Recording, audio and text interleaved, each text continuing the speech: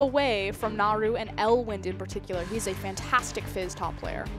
Yeah, I'm actually surprised that the Chiefs did decide to take that away. They could have just picked it themselves. Swiffer and Swiper both play that one, but not going to do so this time. We've seen the Fizz open quite a few times. Swiper not picking that one up. Elise is going to be banned away from the Chiefs. Is it going to be the Alistair? Are they going to take a leaf out of Besiktas's book? Well, let's take a second to consider that Kalista currently exists. No, she doesn't. Oh, Ben, hey. No, she's disregard me. She's just sitting down. She's martially poised on the bench, writing stuff over here, and I came back. I was like, Kalista, let's go, and it's not there. Oh, so. Love this ban though. Yes. Okay, the reason why Atlas made the comment that he loves this ban, that Rek'Sai is important because again, Crystal has a 60% pick rate of Rek'Sai. He's played that champion 12 out of the 20 games. Okay, that's well now 14 out of 22. That's an absurd pick rate for a champion. Definitely should not be getting that one. So I like that they banned that away, denying it from Crystal. Spooks much more versatile in the jungle champions that he can play. So it's a good decision to focus someone who seems to have a signature champion and take that off the board. And with Fizz now banned away, the Chiefs, sort of the one champion that really has been banned against them here this tournament is the Twisted Fate. We'll see whether they do look to that as a potential pick. I don't think they're going to priority pick. I don't think so either. I mean, we're not back in those times. I mean, we just saw a clip from 2013, so like, I don't know where I am right now. But Swiper is considering a Maokai. My producers asked me whether I wanted to see that clip again, and I most certainly do. I haven't seen a crescendo look like that for a very long time. But is the Maokai going to be locked in? I actually really like priority pick Maokai. The only pick that I would have considered over it would have been Victor, especially against Naru. And again, I've talked at length, just the power of Victor on blue side in particular. But, you know, the Maokai hides things. It also does well against Victor just because his ultimate will negate a lot of damage if he's able to position accordingly. And it not only hides things, it also keeps in mind the fact that Twisted Fate is available. They don't want to first pick their middle lane. Maybe they want to wait and actually get a last rotation mid lane and be comfortable with having the Twisted Fate there. Of course, the Victor is strong. And I just had a realization that I just have a flashback, right, to the middle of the OPL Split 2. The middle of the, and no, it's not a flashback to 2013. My goodness, my brain's all over the place. No, but it's a flashback to the middle of OPL Split 2, is the fact that they can now play the Twisted Fate because the setup CC is all the way there in the top lane. I mean, Swiffer can just run up, hang out with Swiper, and they can kill people on the top side of the map whenever they feel like it, whenever that destiny's up. The scary thing, though, about picking a Twisted Fate, as we saw Elwind hover for Naru, is that Diana with Teleport. And Diana with Teleport really came on the rise, not only into the Control Mage, but specifically also into the resurgence of Twisted Fate. Just because she's so punishing in the 1v1 against him, and then taking that Teleport to follow him around the map, devastating. But I really like this second rotation from Dark Passage. I feel like, you know, other than last game with the Kalista fumble, that their drafts have actually been very strong. Rotation of Braum, that makes sense. Poke, Siege compositions are on the rise, so Braum is on the rise in response just because of how his wall will interact there. Certainly. And then taking the hard disengaged jungler.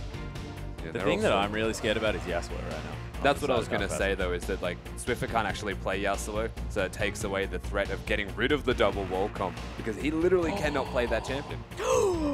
No, but now he has the potential mid lane Echo, which we understand is a decent pick into Yasuo. It definitely is. And it's worth considering. I know Spooks is the avid Echo player of the team. I don't think Swiffer's played it more than once. That's the thing. It's the sneaky pick. Maybe he's been boot camping. Well, maybe. We don't know until he locks that one in. I just like getting excited over every single pick. But I'm in an excited sandwich. They've also gone for the Thresh. And that's an interesting pick. I think they're looking again to not reveal their hand. Their last rotation is the most important part to them because it's going to be the AD in the mid. And that's demonstrated by the fact that you guys are talking about the flex pick possibility with Echo. So the Chiefs just trying to be very reactive in their draft phase, hide as much as possible and wait until the very last moment before they pull the trigger in any sort of composition. But so far they've got a great amount of pick potential and engage. And I like this out of Dark Passage as well. If they are looking to go for that Yasuo, grab the Corki for the extra mixed damage. Make sure that you're not channeling into that AD too far. Corki is also very good at 2v1 should a lane swap come through to unlock a Rydal on the Braum. Braum very good at roaming around the map level 1 due to the power of his Q. But if he decides to 2v2 with Braum, Corki's also very good at proccing Braum concussive blows very quickly and efficiently with his Gatling gun and his auto attack. Yeah, he's very good at closing gaps and maintaining auto attack range. That is for certain. I think Naru actually picking up the Gnar for his top laner here on Elwind is a very interesting decision. It's the carry style of top laner that Elwind does like being, and it gives an extra engage tool. So that's one thing that I think is really good about what Dark Passage have right now. My biggest concern with what they've got so far is the direct engages. Unless that Gnar can use Flash, that's a lock-in. A lot of pick. You got the Death Sentence, you have the Charm, you have the Hard Engage with the Maokai Sivir synergy. This is a 5v5 composition. Is. And it's Swift as Ari as well. I mean, this is the champion that he was known for playing many moons ago, Frosker, and this guy was a massive Ari player. We haven't seen him bring it out as much recently. I feel like we shouldn't be on a casting desk. This should actually just be a hot tub. What? I feel like for some reason, that's just the theme that we've got going here. I do not understand, but it is going to be Diana locked in. All of this Yasuo excitement completely thrown to the dust, as that Diana is going to be locked in. Naru says, well, it beat me last game, better pick it this game. Just came out of left field so bad there. I don't know, I'm just getting this weird vibe that it's like it's time to teach Frosker about the OPL, and I just feel Why like do you need to be in a hot... Okay, Where did you go to school? No, let's keep that on theme then. While we're learning about the OPL, throwback to last year IWCT. No, we're not in a hot tub. We can't do learning. Where Swiffer Okay. is a very strong Ari player. It was on the Ari patch, and they did not let him play it. So he's unlocked now in terms of drafting, and this is big because the 4-man comp that the Chiefs have is very strong with or without him. They've still got a rounded comp. He just adds to it. And we've talked about the 5v5 of the Chiefs, but look over at Dark Passage. You have the Gnar for the hard engage, you have the disengage from Gragas, you have the roam potential from the double teleport, as well as the assassination potential. The only thing that you're not getting that the Chiefs have, that Dark Passage don't, is really the pick potential, which it's still there, it's just harder to execute because there's not as much non-committal CC. I think that's actually really important, is that if they do commit, though, they can all commit really well. They've got the Gragas to follow it up. If Gnar goes in, or even if he's following up, they've still got that big follow-up go button. Braum's the exact same. So looking at the team comp from Dark Passage, if they can hit one ultimate, they hit 5 ultimates. That's how important it is for them. But if they miss one, it's all gone. Yeah, and the thing is as well is that, I mean, Ejim is there if someone's out of position, but the fact that there's the explosive cast disrupt everything here on the side of Dark Passage. They can then get back in there, mix it all up, and make things happen here for this Turkish lineup. And we'll see whether they can make sure that they can get people out of position, because we know that the Chiefs, once they start falling behind, it's very difficult for them to mentally get themselves back in. We've seen it in that game against Detonation Focus Me. They just couldn't find their way back through. I mean, to their credit, it's very difficult to do against the 3-0 Kalista very, very early into the game, but look, we'll see how they do. Yes, but if we have a look at the entire team comp that Dark Passage have actually got into place right now, I think the biggest concern is, again, if Chiefs fall behind. Yep. There is no way for them to really get back in with this direct pick comp unless they find Deep Vision and make it work. But if you look at Dark Passage as a team, if Crystal's ahead, he's able to put down that Deep Vision, utilize his support as well, and just place down Deep Vision, prevent picks, and that's where they'll find their strengths. I think early game's actually very important for this. Yeah, I'm actually interested to see sort of how Crystal plays on not Rek'Sai as well, which is going to be interesting to see. But ladies and gentlemen, the reason we're still on your screen is because we do have a slight pause at the beginning of the game. We'll see whether we can get that one resumed as soon as possible, and we'll be on to the Rift. But before then, we can continue going over these lineups, of course. It is just behind us here as well. So Swiffer managing to pick up the Ari bit. How does it do against the Diana? Well, Ari and Diana is very much assassin-style matchup, but Diana has a shield through laning phase. So that is one strength that you can find. The number one priority that you look for when you look at both of these guys is how Diana can control the minions and actually control the wave. Because naturally, all Dianas that you'll ever see push at level 1. They make it reset so that they get level 2, and then they're at equal footing. But you look at last game, level 2 gank from Dark Passage on a Diana, trying to make that lane really difficult for her. The thing is, Ari is very good at working around having lane control and minion manipulation. So I think you look at how this lane goes, it comes down to who works the minions the best, which is such a small thing to consider, but it plays the biggest part. As the game goes on, though, really they're both just assassins, and it comes down to who hits the spells. Yeah, who hits the charm, who hits the crescent, slash, or sweep, or strike. Still not entirely sure which one that one is. One of them's Jinjiao, one of them's Akali, and one of them's Diana. And look, We'll figure it out one day. But I'm very excited to get into this game. Speaking of which, we are going to have a resume, and we're going to be hopping onto the Rift. The Chiefs taking on Dark Passage, our 5th game of the evening. Dark Passage already grouped as 5 here, but it's a 5-stack on the side of the Chiefs as well. We'll see whether we have any early action. This is really risky. So level 1 Braum, incredibly potent. That said, level 1 Thresh, if EGM decides to take Death Sentence versus Flay. So. And Echo. Always starts with W. Oh my goodness, but the Chiefs have been caught out. They've been spotted. At least. Got an award. But this is the danger of invading from the side. Just hide in the pit. Yeah. Oh my god. No, wow, that's double stun them. Oh my goodness, the Boomerang. The flash is out there by the Chiefs as the Charm lands. Actually, Charm taken first. That's not exactly great. Side9 flashes forward. Spooks, though, he's going to get ignited up. The heels down. First blood goes to Naru very early. It's horrible for the Chiefs. 2 kills already in Dark Passage. Able to pick him up. This is why you don't invade up that ramp. We saw this at Season 4 Worlds when Starhorn Royal Club invaded on Samsung White. They did the exact same thing. If you suspect that this is going to happen, you ward from the red buff over the wall and you stand and you wait. Yeah, and that's exactly what happened. They got caught with their pants down trying to invade. Again, they have a lot of strength. The Echo hit a 2-man stun, but immediately has to back out. This team comp from Dark Passage is not that great at level 1, but they've got the Braum. So immediately a stun comes out, Spooks is just dead. And that's not a position you want to find yourself. Again, a second Braum stun. And whilst that level 1 isn't great, one champion makes it unbeatable. But here we go, we do have the initiated lane swap from Dark Passage. This is what we were talking about in Champion Select.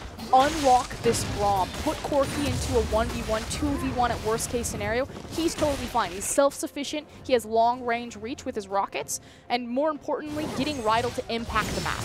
Yeah, even has the range from level 6 with the rockets, but most importantly, I think levels benefit Corki the most. So getting a solo lane and unlocking the Braum also unlocks Corki's levels, which is massive. You compare that to a Sivir, and I mean, Spikes at 6 has the ultimate, but realistically, the levels do benefit Dark Passage.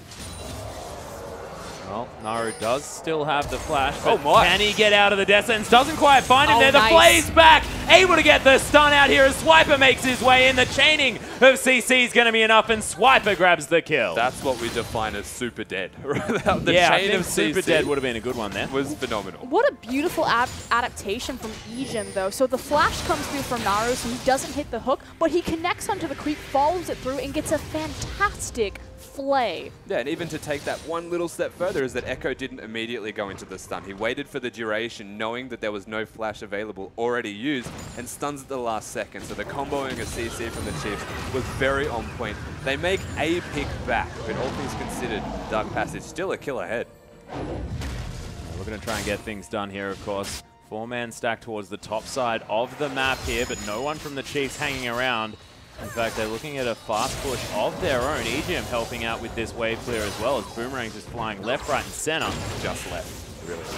Yeah, mostly left, but went back to center then afterwards, just maybe not to the right. Thank you very much for that, Rusty. So it looks like we may have a 4v0 response after Dark Passage secure the blue buff from vertical jungling. They'll surely join Corki up into the top lane. The advantage is still to the Chiefs, though, just because the next big objective on the map is going to be Dragon, and they're in the most advantageous position to rotate towards it. Yeah, certainly. This is also just a very Oceanic thing for some particular reason. 4v0s all the time, and OPL, I'm like, what year is it? Is it 2013? So something to note here, they gave solo gold to Swiper as well. So this Maokai is getting all of the bonus gold for his trouble. And whilst Elwyn has been jungling with his partner in Chrome Crystal, essentially, he may or may not get the solo gold. I like the adaptation if he does.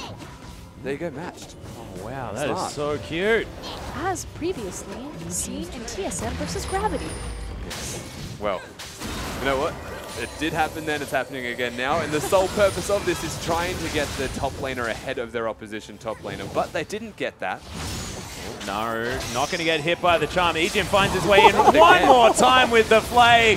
Spooks is here as well. Swiffer grabs the kill this one. But we talked about this in Champion Select. Gank Naru. He's the shot caller of the team. Put him behind. Get the advantageous 1v1 matchup, and it slows Dark Passage down. Yeah, feels like the shot calling isn't on point when Naru is struggling. We did see this in the last game. And most importantly, when Swiffer's ahead, he's actually unlocked. and he completely takes over the map with Spooks in the jungle role.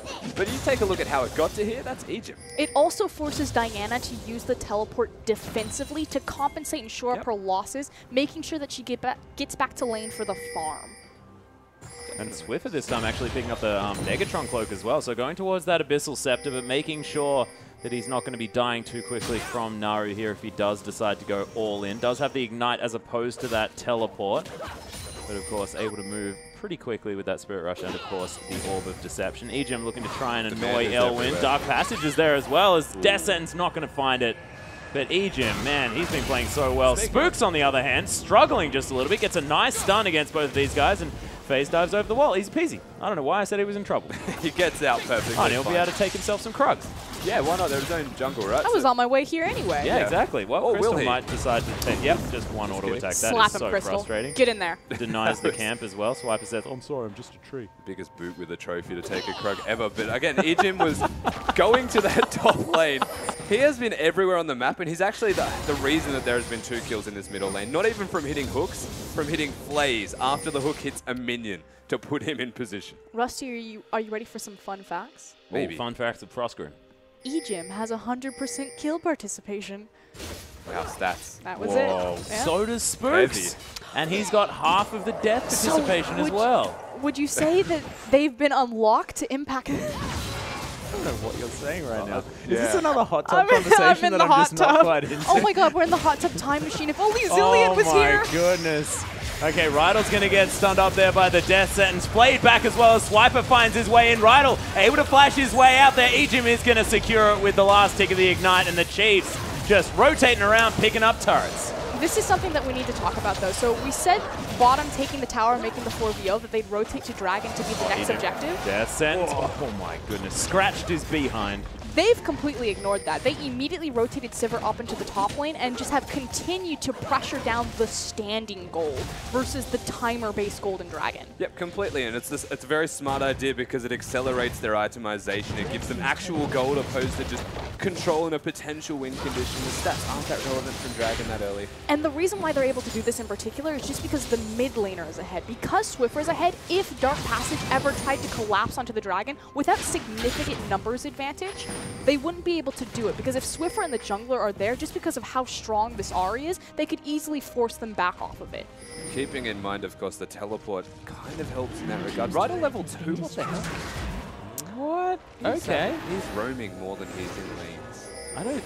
Is he roaming? But meanwhile, the guy who's roaming everywhere. All I have to say, 100% kill participation on pretty much everyone in this game. They're all running around. That's a very good point. This is the thing about lane phase. There's no reason. There's no written rule in League of Legends that says that you have to go to lane phase. The reason people do it is because it's the most consistent way to get gold through the creeps. But if you can speed up that intake of experience and gold by just straight up murdering people, do it. Keeping in mind, he's currently level 2 with 2 assists, and they have that at 1 minute. That is not straight up murdering people. That's straight up walking down the river too much. He's just going on a grand adventure to the Dragon Pit. Ejim, though, is level 5. This guy is... Yeah, that's on the other side of the coin, definitely working out. No, completely. But Dark Passage, they're still just trying to farm up as best they can. The middle lane was struggling if you look at the fact that he's died twice, but look at the farm difference. He's still well and truly ahead. He's actually in control of this lane. So whilst the kills came out, whilst they were able to swap towards the top lane and get that turret down, it's now reset back to very standard in terms of control. It does have a lane to take some creeps out of here, so going to change up that CS discrepancy just a little bit. Take himself a blue buff as well. That's an extra one. Not too bad. Grab himself Leashed some by extra the health top back. winner. Yeah, cheers. Why yeah, because the Chiefs are trying to prioritize their dragon it's because control. Swiffer doesn't trust Spooks anymore because he stole his blue buff. Believe in the other that's game. true. Yeah. This is actually a fun fact with Atlas. Backed up by Rusty this time, See, so I've actually got integrity. We should do like a hexacast. And just every single caster picks a player, and they have to role-play the player. So you just, like, if you're Spooks, you're like, oh, this pink ward, pink ward, pink ward. I like this. Parallel convergence. He would be saying Get that over the too. wall. I've met him. Our producer's wondering where he is at this point, saying, I did not put this show together. But Spooks is going to phase dive on top of the Scuttle Crab. They are going to be able to secure that one. Just leave that pink ward there, though. May as well. No, Spooks says, no, I'm going to take that one down. Not says, nope. See? It works. I'm just saying, Worlds format. The I didn't even mean to do that. Hexacast. Oh dear, 100 gold the lead for Dark Passage. This is an incredibly close game. God. You've just got into full play by playing a ward. Like, I just want to point That's that out. what I do. You went full Have hot you heard tub. me before? That was amazing. Okay, let's bring it back. They've actually started the Dragon up. That pink ward did remain, so they have somewhat control of the area. The Scuttle Crab is going to reveal that, though. They completely sacrificed Dragon. I mean, they took control of the Scuttle Crab, but allowed Dark Passage to move in to deny all of the vision. And I think it's a respect primarily to the fact that Corki has the Sheen first, as opposed to the pickaxe there from Radier. There's a lot of, I guess, it's mid-game effective combat stats, and by mid-game I mean like this early in the game. Whoa, Naru. Yeah, Moonfall's down here with the Chiefs. They make their way into position. This isn't a 1v1, this is a 1v3. Naru, if I was him, I'd be ready to rage quit. Like, yeah, probably never fight Swiffer ever because he always has pals. So something to note here is that the way that Chiefs play, they've got two different styles. One is protect Swiffer. The other is not protect Swiffer at all. Wow. This is just rude. Gets on top of Swiffer. Nice Moonfall to get him back out of there, but Naru completely out of mana. Rydell's here. The teleport comes in as Elwin trying to get some work done, but he's nowhere near the Mega Gnar, and he's so squishy. Swiffer does have the ultimate still running from before, but now 5 members of the Chiefs pushing down the mid lane. Here comes Corki for the flank. Oh, certainly trying to. Oh, teleport. Diana's back. Yeah, rocket flanks. Get in there. Yeah, going to be popped here just for the disengage. Swiper slows down the Diana. Lots of burst damage out from the Chiefs here as the death sentence comes down onto Zeit. Not able to get out of there. No one dead just yet, but Elwind almost has Mega Gnar. Exactly right, Rusty. White Rusty. What the heck did I just say? But the Chiefs now going to be okay, and everyone's now middle. So most importantly, Diana having the double teleport negates any siege that was going to come out from the Chiefs. And they put a lot of damage down, but Spook's already used the ultimate to try and get back over to the Raptor camp and had to flash because he didn't quite make it. He took too long. Oh my goodness, the charm was fantastic as well. eJim has been a god this game. This is just a flashback to PAX last year, PAX Oz 2014, where eJim was just hooking everyone. Freak will remember. You ask him about it. This is the difference between these two compositions, though. So again, we've talked about the poke, or excuse me, pick potential coming up for the Chiefs as they're attempting to siege. I have to like hold my breath because I'm waiting for them to go in.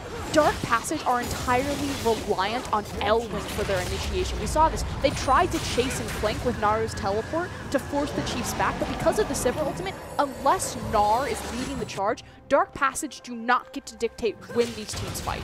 And to back that up even further is, though Gnar needs to be leading the fights, he's also gone for just the Hex Drinker, and we saw Raider touch him once. And that was not going to happen ever again because he lost a lot of his health. So Elwin needs a little bit more in terms of items, and then it will be really effective for them in using that around these skirmishes. But they got themselves the Dragon for their troubles from that, so things are still good here for this side. Things are looking okay. That being said, the outer ring of turrets completely gone here for the Chiefs. Don't have to worry about that. The map unlocked just a little bit. So the Chiefs now trying to defend their mid lane outer turret. Going to be quite easy. Why are you guys laughing at me all the time? We were just looking at the scoreboard here and noticed that there has been a lot of attention from the Chiefs in that middle lane, but Naru is still quite literally 37 CS ahead.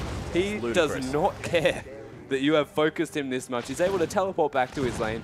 He doesn't miss a minion. I mean, to be fair, Swiffer has had 4 people in his lane, so he just gave each of them 10 CS, and that's why we have the discrepancy. Yeah, Naru's been clearing out that bottom lane as well. That's sarcasm, by the way, in case anyone missed that. Discrepancy across the board is all in favor of Dark Passage. So even if he gave over last hits, they're all still behind, is the point to make from that sarcasm. That was good. I felt like that needed all of that extra clarification that we gave it as well. I'm not taking hateful messages. It's not about that. No, but Chiefs definitely struggling in terms of just last hit. Oh, Spook's going to find his way in here. Elwin doesn't have... Oh, that play out of the bounce as the explosive cast comes in, but Elwin not going to be able to get out of it just yet. Hex Drinker's down, but Radier doesn't care about that. They take down the top laner once. Actually, the first time. Yeah, look, basically that was just eJim. The explosive cast from Krista was phenomenal, but it was timed with the hook, so Gnar wasn't going anywhere. Unfortunate in terms of that timing, but they make another pick. This movement around the map is the one thing the Chiefs are falling back on right now. Whilst the laning strength seems to favor Dark Passage. Oh, look at this too. And they've prioritized Sivir. They did it against Detonation Focus Me over the Kalista, and yes, they lost that game, but it just goes back to the Chiefs' comfort in making these quick macro rotation plays. So we've seen, you know, Bangkok Titans use Sivir to try to start fights quicker. The Chiefs are doing completely the opposite, just rotating and pulling Dark Passage around the map. I mean, we saw that from Detonation Focus Me when they played the Sivir game also, is even just using the ultimate to close distance, things like that, is exactly what they're trying to do. And though they're losing in laning phase from just last hits, they are moving around the map effectively, as you mentioned. And the trade-off, I feel like it does start to favor Dark Passive if it doesn't start to snowball further than just this 1,000 gold lead. Yeah, and the thing that's happened here as well is that Naru is trying to get this snowball going from farm alone. He's not looking to try and assassinate his opponents, which is what worked for G4. Instead, just trying to pick up way too much farm for this team to deal with. But now, sort of 1-0-2 on Swiffer. Does have the Abyssal Scepter now completed, as well as that Fiendish Codex. And it is going to be Naru sitting on that Nashor's Tooth, as this dragon has 30 seconds left to go. And the big thing about the dragon spawning is that it's going to be the next point of contention, is going to be the completed itemization between the 80 carries. So Radier has finished his Infinity Edge, obviously picking up the crit stat as opposed to going the Avarice Blade because they're preparing for this 5v5. But on the other side, Corki having the completed Trinity. Oh my. Yeah, but he also has been completely desentenced. There's the Flay as well, but he gets exploded. Can the Chiefs manage to clean up the fight, though? That's the question. Swiper finds his way in. Swiffer takes down Zeitnot. It's a double kill already as Naru's in the backline, but can't find his entrance. Elwyn completely out of any Mega Gnar. The triple kill down for the Swiffer as he lands another charm. Elwyn falls. Radius steals the Quadra. What a jerk, but the Chiefs with 4 kills. And that was on Ejim again. He hits another hook, this time onto Zeitnot, and splits the gap where there was a tank in front of this I don't understand Ejim right now. I don't understand. Okay, I know that Ejim's playing fantastic, but the guy that I want to point out is Swiffer. He looks 10 times better on Ahri than he does Victor, and we can get a replay. Yeah, so you can see the Flay hook. It catches them all out in a horrendous position. Zeitnot honestly just blows them up. He has that Trinity Force and the damage is there, but the flank from Swiffer in the perfect position. Naru can't make anything happen. He's stuck running away from tanks, and Rayder with the spell shield up, and didn't even hit the Q under Rayder. All while this is happening, Ahri is just putting in overtime. Yeah, and the one thing that I really want to bring up here is the fact that Elwyn was nowhere near Mega Gnar for that team fight, and this really sort of brings into harsh light the fact that he's a mid laner. This guy is not used to the top lane role completely just yet. Of course, he's able to play like the likes of Fizz, these champions that are good in the top lane at the moment, but he's still in that transition phase. It was only sort of very early on in this season that he made the transition, and he's just not quite there. It just doesn't look like the Gnar is necessarily what's helping him out here. It looks fine in the laning phase, but the team fight's just not what they need right now. And that's pretty much what Dark Passage's 5v5 composition is entirely reliant on, is that Gnar ultimate. I feel like, again, that dragon fight was more important than it otherwise even looked. Oh, Crystal caught by the charm. The death sentence there as well. The explosive cast was down. That Unbreakable was fantastic from Rydell as well to save his jungler. Beautiful disengage from Crystal. Oh, that charm was even better. Flash Play comes in. Elwyn able to get the wallop down, though. Able to get the Mega Gnar is more important as Radier gets... Oh, my goodness! Just the freaking tip from Ejim.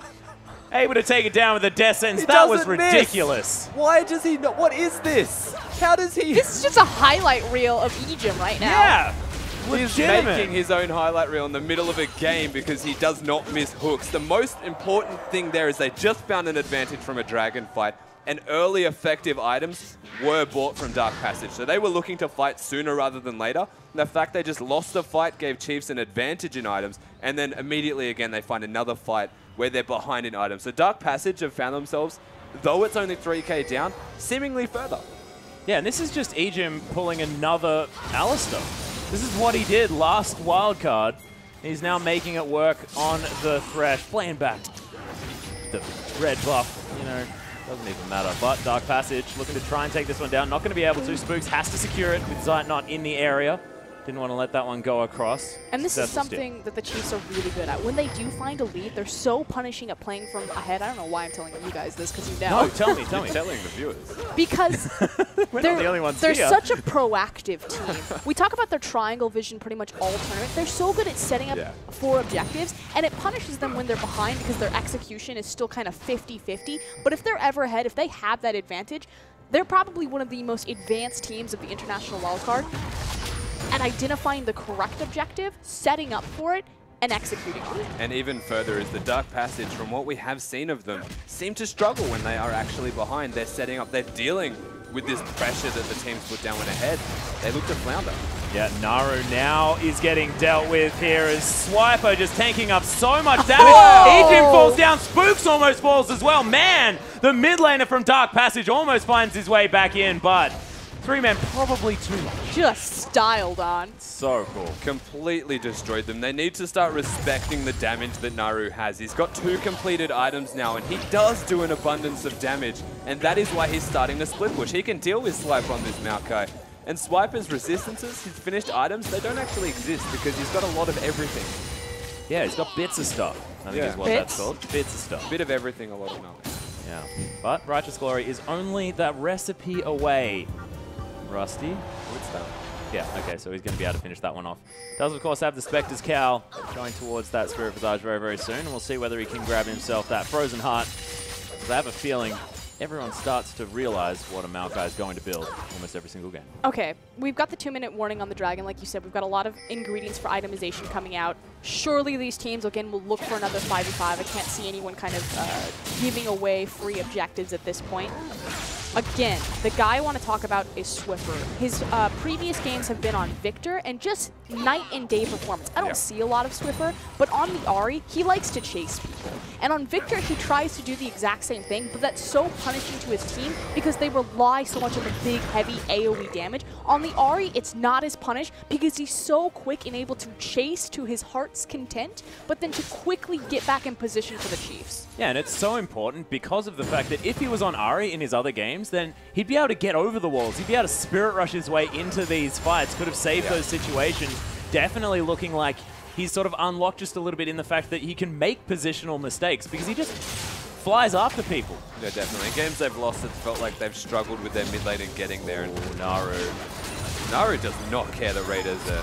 That guy's on the hunt comes down. Radiant thinks that he wants to just take this one down. That spell shield was fantastic. Denies the reset.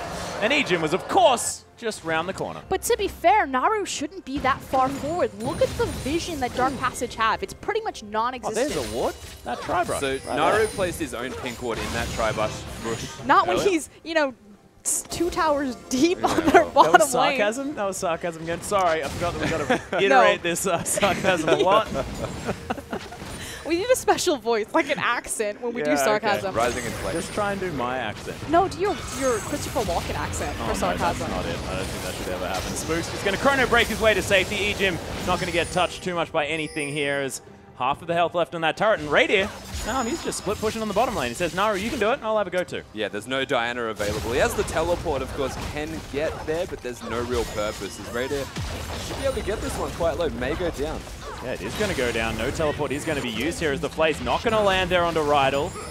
It's really important the position with Ejim right now because he's standing and shadowing behind Radier to give him just enough vision to make sure that he can get out of this by tracking Gragas and Braum so they can't get the point. So knowing if the tower can go down. Exactly. Really good preparation and execution again from the Chiefs. Swiper moving towards the top side of the map does have that teleport available. Dragon's been started here by Dark Passage. Will be the second for the team. A little bit more turret damage will be useful for them. There's the parallel convergence. Might be able to find himself a stun, but you're right. Meganar is there. Swiffer able to use that Spirit Rush in order to get himself to safety. That charm. And the disengage is fantastic from the Chiefs as well. This is something that we weren't expecting if Elwind was able to make it to Meganar. So hello, that was all crystal. That honestly was just a charm right there from Swiffer because he body slammed over the Dragon Pit and tried to explosive cast, but it was delayed because the charm that was not even really aiming for that particular maneuver still connected and he couldn't actually use the explosive cast. But he disengaged for them, but it was not because of the charm. It wasn't an intended maneuver. No. Working as intended maneuver. That said, Dark Passage, 2 dragons up. They have been doing a good job getting on top of these objectives, sneaking what they can against the Chiefs, and they're still in this one. I mean, we have a sizable gold lead, but I feel like it's actually much closer in terms of the confidence that Dark Passage are playing forward with.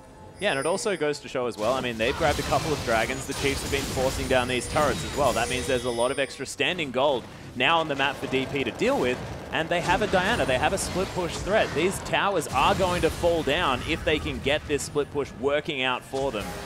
We'll see whether they can grab that one up and make sure that they're in this position. But I'm looking at the fact that, you know, rated 3-0 and 5, 4-0 and 4 on Swiffer as well, and he now has that Riley's Crystal Scepter, and normally you think, oh, the Assassin probably wants to get a death cap right here, but now he's just going to be able to kite for days on that champion. Yeah, no, definitely. He's got that Riley's. It's more of a mid-game style of build in terms of what he's trying to achieve, is having a Sivir is kind of limiting in what your late game capabilities are, but Corki's very limiting also. So he's looking to be strong while they're ahead, maintain that strength, and push that through to the rest of the game. Getting there will involve having these mid-game items instead of going for scaling and trying to be that late game friend. He wants to win sooner rather than later. Well, the Chiefs looking to try and close some distance here in the mid lane, still protecting that outer turret that has stayed up for a very long time. Valiant turret effort. An issue that Dark Passage are having kind of juggling their split pushing pressure is the fact that Naru keeps pressing forward when there's no other pressure points created on the map. So he actually had to back right there simply because his team were so forced up into the choke points by their own towers that if he continued to push forward, it would have been a very easy maneuver for the Chiefs just to collapse onto the bottom, which is what happened last time. So they need to do a better job kind of pushing together all at once if they want to open up the 1v1. Diana just consistently sitting in bushes looking to try and make picks. Has a flank right now. Keep that in mind. Swiper has the teleport, but is not directly there.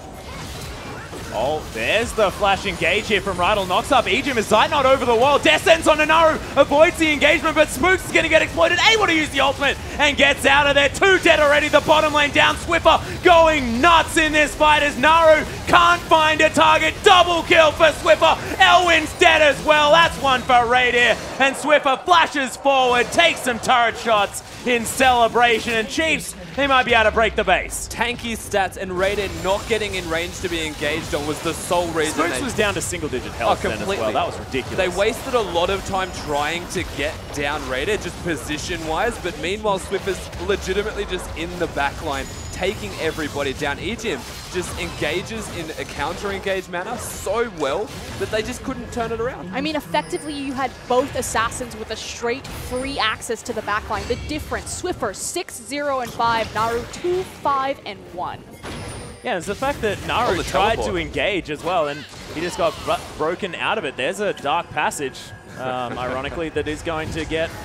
How long has it taken for that choke? to safety. Not long enough. Yeah, there's some extra bouncy damage there from the Orb of Deception and, of course, the Boomerang. I feel like we've been waiting all day for that one, and it just finally came Every through. time there's a Thresh, it comes to mind. I'm just waiting for the spin. Yeah. Max stole that one. Did it well, though. Oh my god, that's the name of his lantern. Oh my goodness. Wait, so, okay. Oh, Frostgurn. I don't know how you managed that. Oh, Frostgurn. My mind is just blown. Oh. You do you, all right? Yeah. Okay, so we're just going to repair our analyst for a moment. Frostgurn's just going to be back on recharge. So Naru's going bot right now to deal with the wave that has built up, and this is Chiefs controlling the side waves and making it work for them because they can make these aggressive plays mid, knowing the bottom is going to do that. And against the team that has 2 teleports, honestly, shouldn't be happening, but is happening, and Naru is trying, I'm not sure if it's confidence or desperation. We called it confidence earlier, but it feels like he's trying too hard to make plays. He's the shot caller for the team, so he's always trying to be in position, and being Diana, having to have that teleport and not be where the fight will break out means it's really difficult to actually be the shot caller because you're watching what you're doing. As opposed to the scene in the field before you. And so he walked mid and he sat in the bush looking to engage in this fight when Swiper resets the lane in bottom, and now they need to go there and attend to it, which gives control of the Baron area.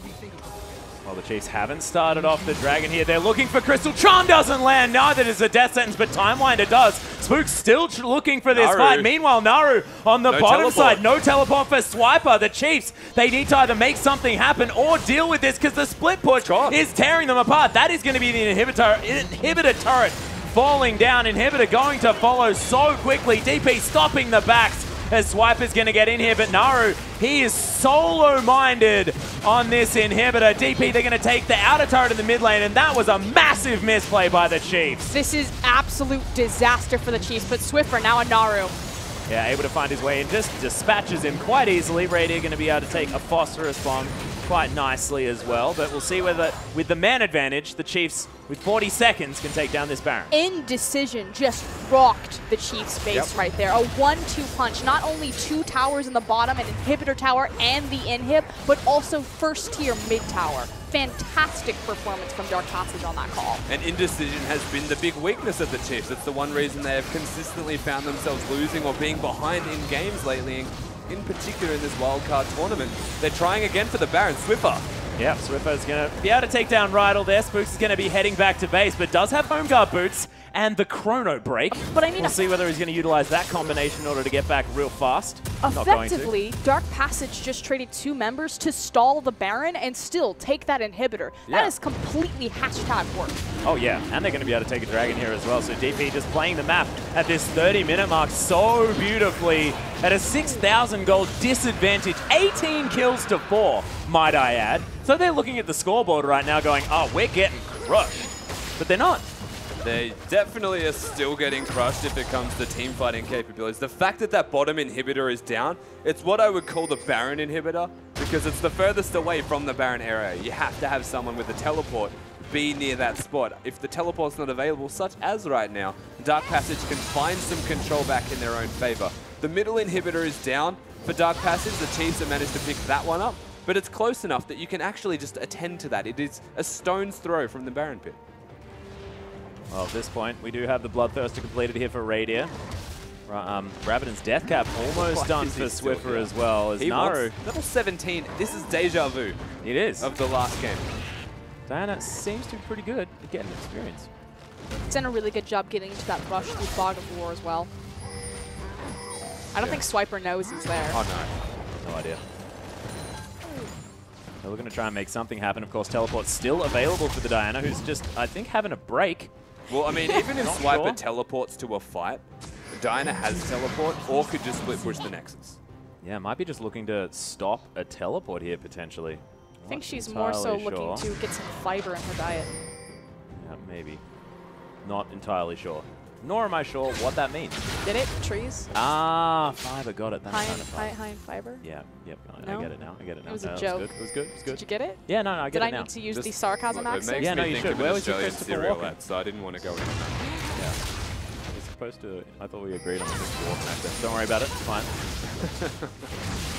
Oh man, Naru is still going. Like, he has no Inhibitor to take, but he's keeping Swiper down, which means Swiper will be a non-factor, and Naru can successfully 1v1 him. And it's bringing attention from unwanted guests. What's important here is that Swiffer is making the rotation to do the 2v2, or excuse me, 2v1. Oh, there's the charm that lands as well under Naru. He's in a lot of trouble. Able to kite him out here as well. Gets out of the rest of the damage there with the Moonfall. I like that. Swiper comes in. Legendary Swiffer. Now, they deal with that one. That I wanted to point out is the fact that they have a Sivir in their composition. So it was just really important how Dark Passage handled the 2v1. So by the Chiefs committing multiple resources to the bottom lane, it gave Dark Passage a window of opportunity to pull the trigger and look for the 4v3 in the mid lane. But the Chiefs doing a good job disengaging. They didn't have to burn the Sivir ultimate on the hunt, but they could have should disaster strike.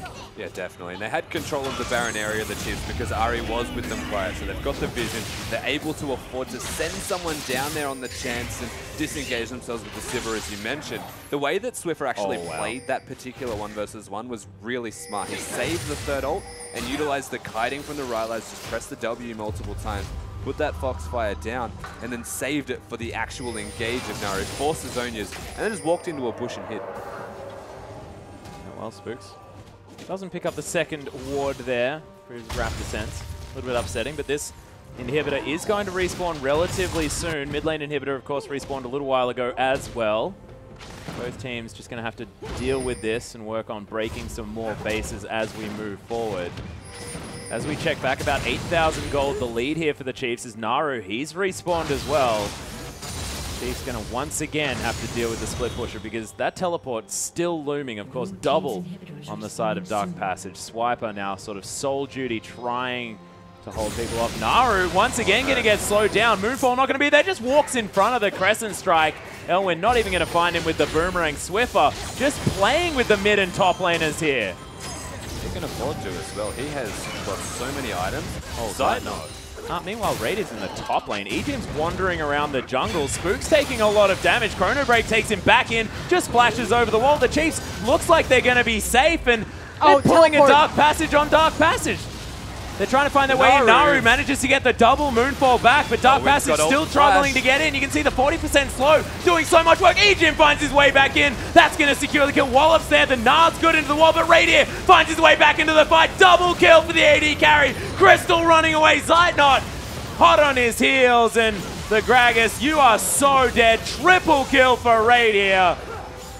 This is the macro strategy of Chiefs actually reigning supreme. They're against the double teleport composition, and that almost got the better of them. The inhibitor was back up, but they play to their own strengths. Swiffer is so big that he can 1v2 them, and it does not matter. They avoid the Gnar ultimate and just keep kiting back. Rayday gets towers in the top lane, and then once he rejoins the party, it all goes down. Credit to Dark Passage, though, trying to pull the trigger and look for the immediate engagement there. That was best case scenario for them, but Chiefs just frankly outplayed. Yeah, it was well done here from the Oceanic lineup. They are going to be able to pick up the Baron, and then we'll see whether they can head down that mid lane, take the free inhibitor. Rydal, Winter's Bite not going to be able to find the Raptor there, as Swiffer might be able to grab himself his final item from the Void Staff. We're going to see this one again, of course. Naru the one engaging with that teleport. Elwin has Flash and his Gnar ultimate, but it doesn't connect with Swiffer here. Keep that in mind. And only by the slightest amount as he goes down. Raiders here. A double kill from that guy. And Swiffer with that Rylite is actually ensuring that nobody escapes. He put in so much work. Swiffer is putting in overtime right now. Yeah, and the Rylite's Crystal Scepter is fantastic on that Foxfire. 40% slow, even if it is for 1 second. Just ridiculous of locking down these targets for all the other skill shots that can come in. To me, it's just such a stylistic difference seeing Swiffer from a control mage to an assassin. He is an assassin player. Just give him that champion. 100% he is, but he has the preference to assassins. It's not to say he's limited by them. It feels like the team works better when he can assassinate people. Like I said, just watching these two games, an observer, not obviously an Oceanic caster, I don't have as much experience as you guys do with these teams and with these players, but just, I watch him play Victor, I'm like, why is he chasing so hard? And I watch him play Ari. Oh, that's why. He thinks he's Ari. He's also a huge legacy Kassadin player as well. Has played it for a very, very long time. Hasn't necessarily been picking him up as much recently, but the Assassin does run pretty thick in his veins. Most definitely.